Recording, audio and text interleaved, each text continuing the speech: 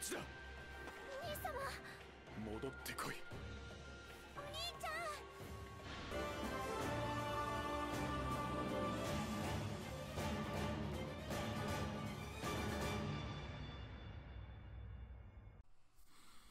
What is up, YouTube? It's RS Mario here, bringing you another Fire Emblem news video. That's right, not a theory, this is news. This is more news coming out of Famitsu magazine from last week. Thanks to Hannah S, we found some translated scans of the Famitsu magazine. And they gave us some more information on the game, and we actually get 7 character reveals. Even though some of these characters we've seen before, we just didn't know who they were. But here we go. Let's hop on into this. Alright, so along with the character reveals, which I'll get into later in the video, they also talk about some some new and some not so new elements to the game. First one they talk about is class changing. Alright, now if you've ever played a Fire Emblem game or any type of RPG like ever, you kind of know what the class system is.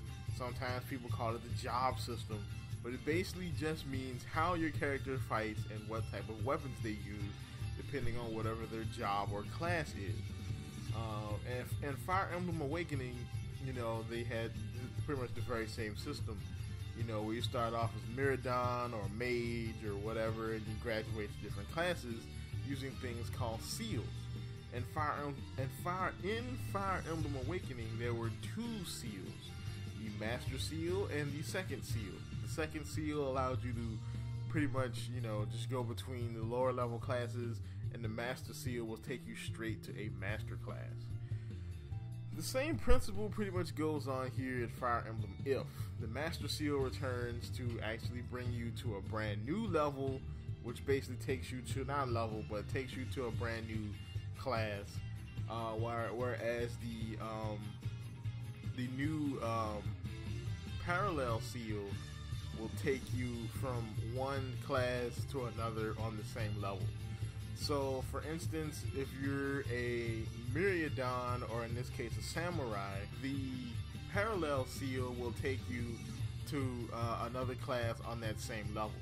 So say you're a Miradon and you want to become a mage because you want to boost up your magic and get magical abilities so that eventually you can become a Dark Knight. Alright, you can do that with the parallel seal. So you'll use the parallel seal, become a mage, level up again to level 10, use the Master Seal and become a Dark Knight, and then have all those abilities and be able to use a sword because you are a Miradon. That's essentially how you work these characters. And now the new things they added to the system are things called class skills.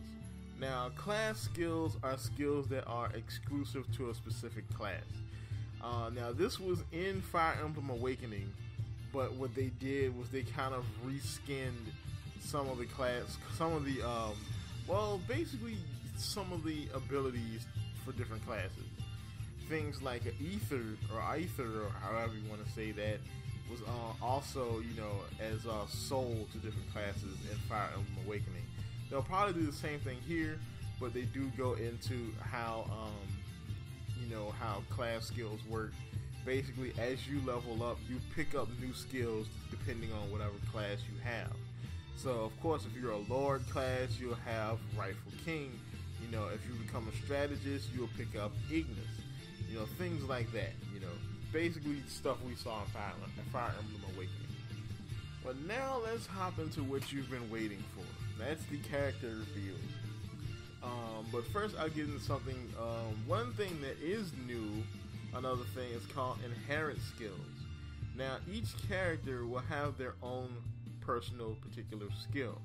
Now this is kind of something that they picked up from Pokemon.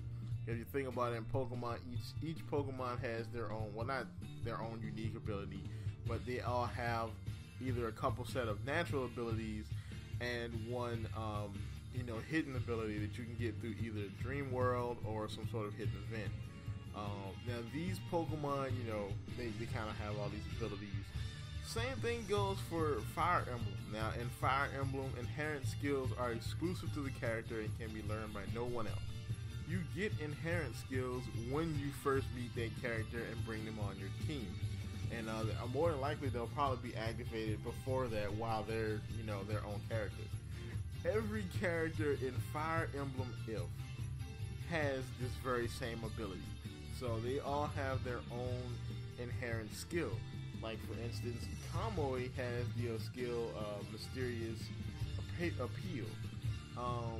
As a rear guard and support for the Vanguard is at C or more, the Vanguard gains 10% gains 10 accuracy, 2 damage, and takes 2 less damage. So basically, when he teams up with someone else, and that person is, the attacker, that person gains, all these stat attributes, which is awesome. That actually makes, Kamui a pretty awesome, helper on your team.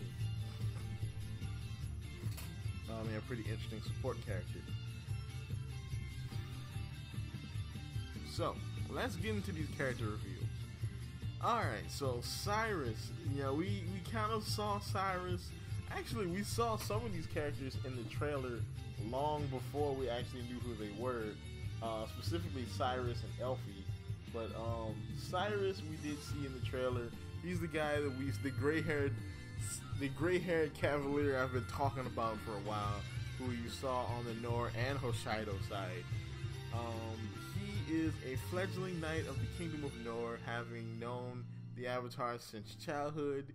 He is an ally regardless of your path. Now that is something I've actually seen a lot in this game, where a lot of the Nor people seem to stick with the Avatar. So it's like, if you leave Nor, you have a lot more options to bring with you than if you leave Hoshaido. Next character is Elfie. Now Elfie, she is the pink armored knight that we saw in one of the, I think she was in the first trailer. I called her a hero. I think someone in the comments corrected me and called her a knight. So she's a knight, which is interesting. Now, here's one thing, one change for Fire Emblem Awakening. It seems like knights don't have that massive armor. If you look at knights in the old Fire Emblem Awakening, they had this huge, like, bulking armor. She seems like, she has, like, a lot less, like, a lot smaller, like, cooler looking armor. Hopefully this also goes for the male characters as well. Elfie is a knight who serves Princess Elise of Nor. Contrary to her appearance, she is quite powerful. She never misses training in order to be able to better protect her comrades. And of course, Elfie's her inherent skill is super strength, which basically means if your strength is higher than the opponent's by 5, you actually gain an extra 3 damage. So the next character we have is Harold. Harold's gonna be a funny character. He reminds me of a combination of Vike and Owain. It's gonna be interesting to see. He's gonna be a funny character. I'm definitely gonna keep him alive just for his support conversations. But Harold is he is one of Elsie's subordinates. He fights fully believing in himself to be the hero of justice, with his only flaw being his incredibly poor luck. But he has bad luck. Look, his ability is Unlucky Soul. So enemies within 2 spaces have critical evasion -15, while he has -5. And he's also exclusive to the North side, so he's not going to follow you because he is Elise's bodyguard. So next we have the Hoshaido side, which has, I believe, 4 characters. 1, 2, 3, yeah, 4 characters. Oh damn, 4 characters on the Hinata on the Hoshaido side. The first one being Hinata. Now I was hoping this would happen. It looks like it did. Looks like they reclassed. They reskinned Myriadon as a samurai, so that's awesome. Hinata is the new samurai class. Hinata is from a family that has served the Hoshido for generations. He serves under Takumi. Though he gets into fights quickly, he is very thoughtful of his friends. So he's basically another hothead. You know, his ability is forlorn. You know, when struck by a sword, lance, or an axe with half HP or lower, he will deal the damage back to the opponent. So that's interesting. That's something that you kind of want to use and just hope he doesn't die. Okay, so the next character from the Hoshido side is another character we saw yesterday, or not yesterday, but in the last video, and that's Oboro. Now, Oboro is one of Takumi's subordinates who harbors a small crush for him, and due to past experiences, she has a stronger hate for the Nora than most people. So yeah, so she's got a beef. She's got a long-standing beef with the Nora. So more than likely, and see, I believe there were two wars. I believe there are two wars between Nora and Hoshido. There's the first war where this is the war where you see probably, you know, Ryoma and Takumi's father die, and you know, and of course, you know, the avatar gets taken. And then the second war, which is the war where we see, you know, Ryoma and Marks fighting, and this is the war where you actually get involved.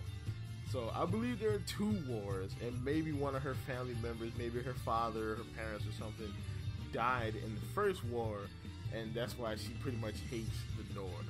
And of course, her inherent skill is Nora Hater. You know, deal +3 damage to enemies who are affiliated with the Nora. So that's interesting. And the next character reveal is another character that we saw in the trailer a while ago. We just never knew who they were. I actually thought this character was Orochi at first, but no, this character is Rinka. Rinka is an Oni. Now, we heard in the last, we heard in the last video that the Oni class is basically a class of powerful, you know, physical weapon users. They basically use big blunt instruments. In Japanese folklore, an Oni is a big ogre or demon that uses kanabas, and she uses a kanaba. Rinka is the character we saw in the trailer using the elemental kanaba, and of course, Rinka is a warrior from the clan of Fire. Following orders under the chief, her father, she joins the fight against the Nora on the Hoshido side. And we also have the last character reveal, and that's Tsukiyomi. So I think that's how you say that, Tsukiyomi. Tsukiyomi, unlike Rinka, Tsukiyomi is part of the clan of Wind and possesses great magical talent for spellcasting despite his young age. And he's also afraid of the dark. And Tsukiyomi's ability is actually great confidence. You know, so if this unit's level is lower than the enemies, then you know he gets +5 damage. So that's pretty awesome. So we got tons of characters, tons of new reveals. We actually have the first spellcaster for the Hoshido side. Well, I guess the second, because Orochi is kind of a spellcaster. But we have another spellcaster for the Hoshido side. This game is looking to be pretty awesome. So that's about it for news. Watch out for my other new videos. I got new anime videos coming, more Zelda videos coming. Actually, some supposed quote-unquote news. I'm actually going to record that a little bit later today. So like, comment, subscribe, and as always, keep it real.